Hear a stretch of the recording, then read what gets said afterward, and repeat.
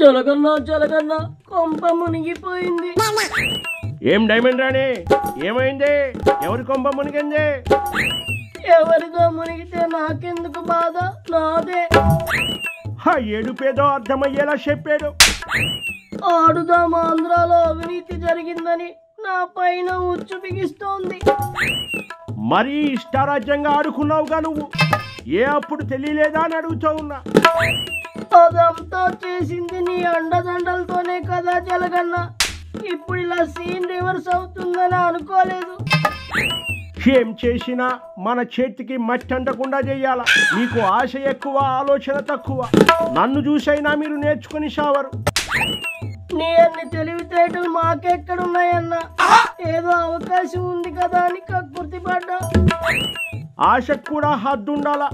నాలాంటి వారు ఆశపడ్డాడు అని అంటే అర్థం ఉంటుంది. మీ స్థాయి ఏందో తెలుసుకోకుండా అందిన కాడికి దోచుకున్నారు. ఇప్పుడొచ్చి నా దగ్గరకు వచ్చి ఏడుపులు ఏడుస్తూ ఉన్నారు. నువ్వే కాపాడాలి జలగన్నా. వాళ్ళు ఎప్పుడు నన్ను అరెస్ట్ చేస్తారో తెలీదు. అబ్బాబా, ఒక్కరూ సరైనోళ్ళు లేరు. అందరే ఎంత మాయ చేసి తప్పించుకుందామని చూసినా మీరంతా నాకు శనిగ్రహాలు అడ్డుపడుతూ ఉన్నారు. నువ్వెన్నైనా తిట్టన్నా, కానీ నన్ను రక్షించు. ఇదిగో నా చేతిలో ఏమీ లేదు. నేను అధికారంలోకి వచ్చి ఉంటే కాపాడుకుంటూ ఉండేవాడిని. ఇప్పుడు నాకే దిక్కు లేదు. మీ అందరినీ నేనెక్కడ చూడను. నీ కమిషన్ కూడా నీకు వచ్చింది కదా అన్న. ఏం నన్నే ఇరికించాలని చూస్తా ఉన్నావా? ఏమే ఊరకనే ఇచ్చినావా నాకు కమిషను? నిన్ను క్రీడాశాఖ మంత్రిని చేసిన కనీసం ఆట వస్తువులు సగమైనా మంచివి ఇవ్వాలి కదా.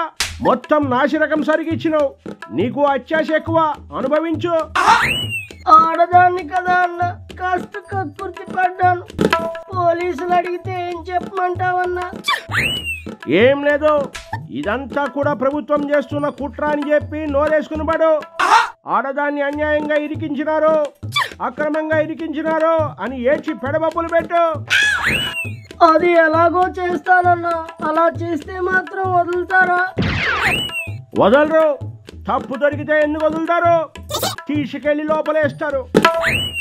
వెళ్ళినా పర్లేదు, అన్యాయంగా మా పైన అరెస్టులు చేస్తున్నారని బయట మనోళ్లతో గోల చేయిస్తాలే.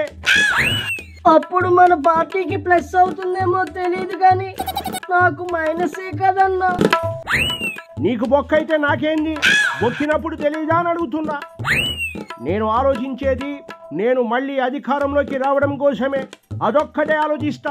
ఆ క్రమంలో ఎవరు ఉన్నా పోయినా ఏమైపోయినా నాకు పర్వాలేదు. మరి ఇంత కఠినాత్ముడివే అన్నా నువ్వు. తల్లిని చెల్లిని లెక్క చేయనోడిని. సినిమాల్లో వేషాలు వేసుకుని వచ్చే నువ్వెంత నాకు? మీరంతా నేను ఇచ్చే బిస్కెట్లు తిని మొరిగే కుక్కల్లాంటోళ్ళు.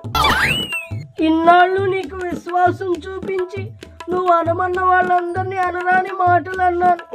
ఇలా అన్నందుకైనా నీకు నా మీద జాలి లేదా అన్నా? దుడ్లు తీసుకునే కదా అన్నది, ఊరికే అన్నావా? నాకు ఈ జాలి, కరుణ, ప్రేమ, ఆప్యాయత అనే మాటలు చెప్పకు. అవి నాకు ఎక్కవు. మరి విలువలు, విశ్వసనీయత అని అంటావు. అది ప్రజల దృష్టిలో నేను మంచివాడిని అనిపించుకోవడానికి. నీలాంటి బూతు బ్యాచులకు కాదది. మరి ఇప్పుడు నన్ను ఏం చేయమంటావన్నా? నా కాలు చెయ్యి ఆడటం లేదు. కోటప్పకొండ చిరునాళ్ళలో రికార్డింగ్ డాన్సులు వేసినావుగా, నీ కాళ్ళు చేతులకి ఏమవుతుందిలే.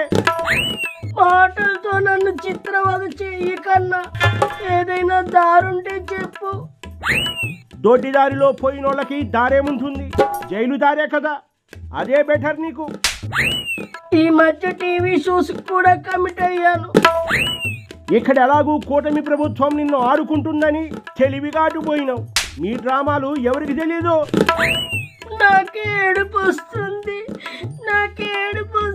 అన్నా. ఏం బాధపడకు. అయినా నువ్వు ఎక్కడ లెగ్గెడితే అక్కడంతా మష్ అయిపోతుంది. ఒకవేళ నిన్ను జైల్లో పెట్టినా ఆ జైలుకి అరిష్టం చుట్టుకుంటుంది. వాళ్ళు నీ లెగ్గును తట్టుకోలేక పంపించేస్తారులే. ఏం కంగారు పడుకో.